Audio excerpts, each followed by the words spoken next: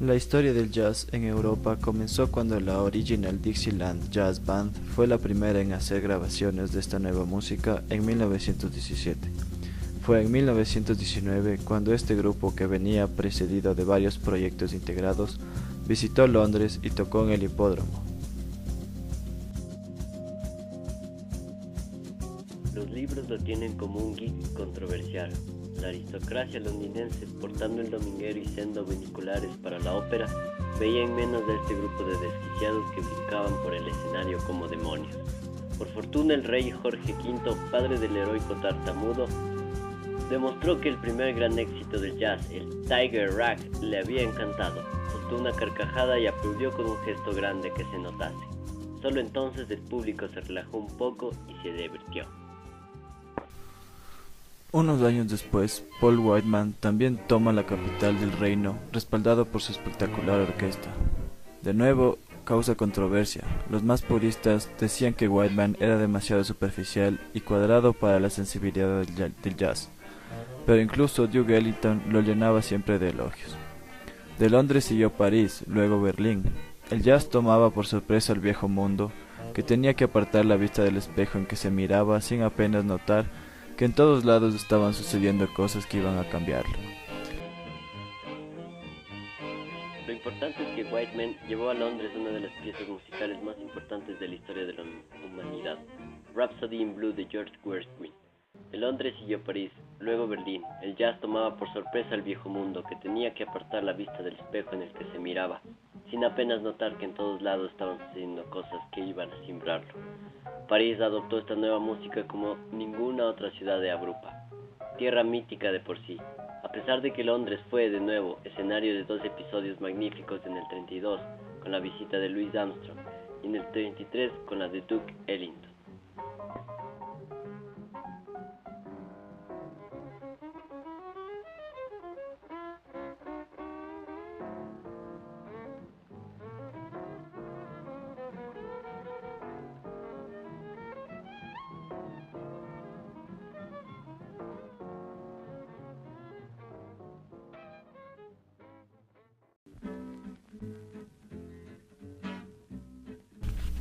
La fundación del Hot Club de France, un garito del diablo en donde la música ocurrió. Los bohemios habían dejado herencia.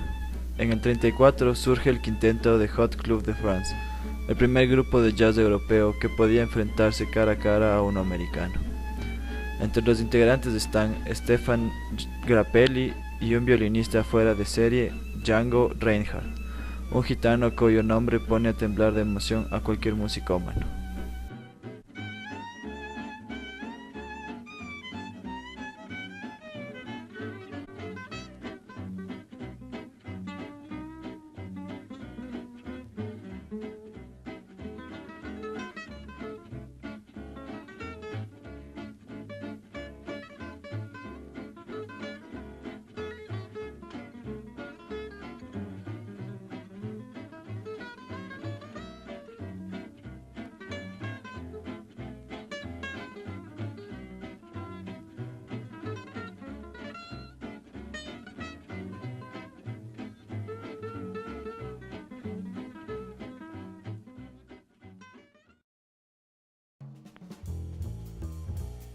Pero siempre se estropean las cosas. En septiembre de 1939 estalló la guerra. Europa se volvió idiota. Cuando llegaron las primeras noticias sobre las belicosidades, el quinteto estaba en el Reino Unido. Grappelli decidió quedarse. Los demás, incluyendo a Django, regresaron a Francia para encontrarle reprimida y triste. Por fortuna, pudieron continuar con su carrera, aunque con muchas limitaciones y cuidando las formas, pues había demasiado ojo sobre ellos. Y es que la idea de la pureza cultural permeó todo el territorio ocupado. Y es que Joseph Goebbels veía en expresiones como el jazz un concepto despreciable. No solo era subversivo, rítmico y muy americano, sino una doble amenaza al ser un producto impuro, concebido por los negros, los judíos, los gitanos. Ya desde el 38 en Alemania había una ley que decretaba que solo podían comercializarse discos de artistas arios, y el régimen quería hacer extensiva esta idiotez. Conocidas son estas emocionantes historias de los Swing Kinder, jóvenes alemanes que en los años 30 no solo se oponían a las ideas nazis y a las juventudes hitlerianos, sino vivían en la total subversión, bailando y escuchando jazz, viviendo y vistiendo a la americana y arriesgándose a perder la vida por una buena pieza de música. Héroes donde los haya, la mayoría eran de São Paulo, ese extraordinario distrito liberal de Hamburgo. La canción popular en los estados ocupados o aliados de las cosas se convirtió en una completa basura. Las tonadas tradicionales de ragtime, de jazz o de canción popular eran mancilladas con letras pro fascismo o nazismo. Una joya para los coleccionistas, una vergüenza para la historia.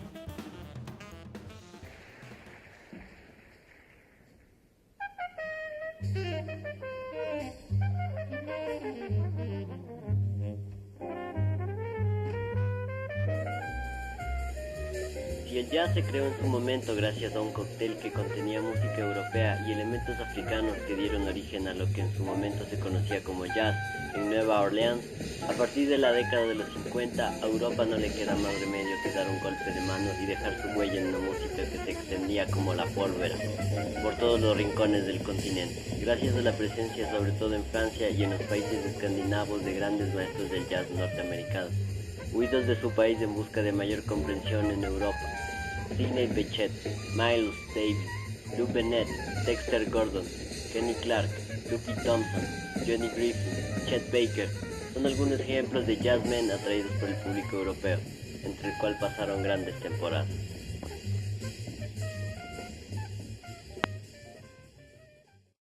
Los primeros músicos que lograron liberarse de la dominación estilística norteamericana adoptaron el jazz rock, el free jazz y la libre improvisación como banderas reivindicativas de su propia manera de entender la música.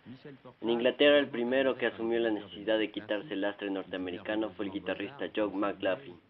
Otro destacado músico, el saxofonista Michel Portal, al igual que otros colegas como Aldo Romero, Frank Ongenu, Claudio Barthélemy, Jane Francois, Jenny Clark, Michel Benite, Luis Sclavis y Henry Texier, pasaron por diferentes etapas y actualmente continúan en activo compartiendo la escena jazzística francesa con músicos de nueva hornada como Viry Lagrène, Frank Abitaville, Jackie Terrasson, Jean-Philippe Berit, Julien Laroux, Emmanuel Sisi, los hermanos Belmondo, el franco-suizo Eric Truffaz. Sin lugar a dudas, el principal motivo para el jazz europeo vino de la mano del productor alemán Manfred Eich, quien a comienzos de los 70 fundó el sello SM. Su leitmotiv, el sonido más bello después del silencio, se convirtió en seña de identidad y todavía continúa, aunque en menor medida, de muchos músicos que cultivaban un cierto vanguardismo conectado en muchas ocasiones con la música clásica y los últimos coletazos del free jazz.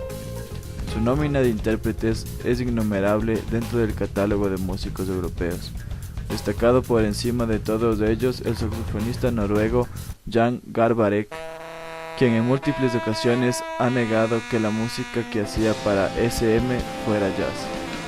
Reminiscencias de grandes espacios, sonidos de bosques, el lamento de las nubes, músicas evocadoras de otros mundos posibles, son las que nos brindan músicos de la talla como Kenny Wheeler, John Surman y Evan Parker. La música que nos evoca estos músicos proviene del frío ambiente que se respira en el norte de Europa. Sonidos para disfrutar en una sala, como si de un concierto de música clásica se tratara, pero que da buena cuenta de los derroteros que sigue el jazz europeo, ya entrada la década de los 80. Sí, SM supuso un soporte fundamental para muchos músicos europeos. En los últimos años ha surgido varios sellos donde se concentran muchos pilates de calidad musical en su catálogo.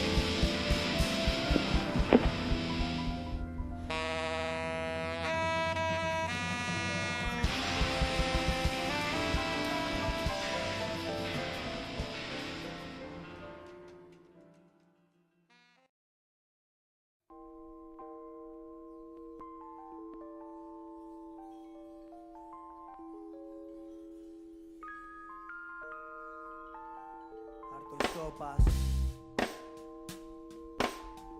Big Menú y Expósito. Ya.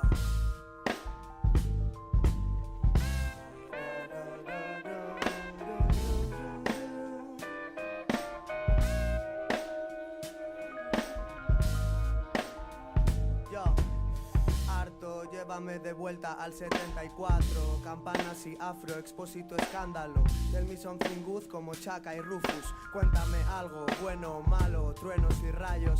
Cuando canto, sueno, mueve el cuello. Se acabó tu invierno, huele mi incienso. En City Eye, Summer All Stars, pienso.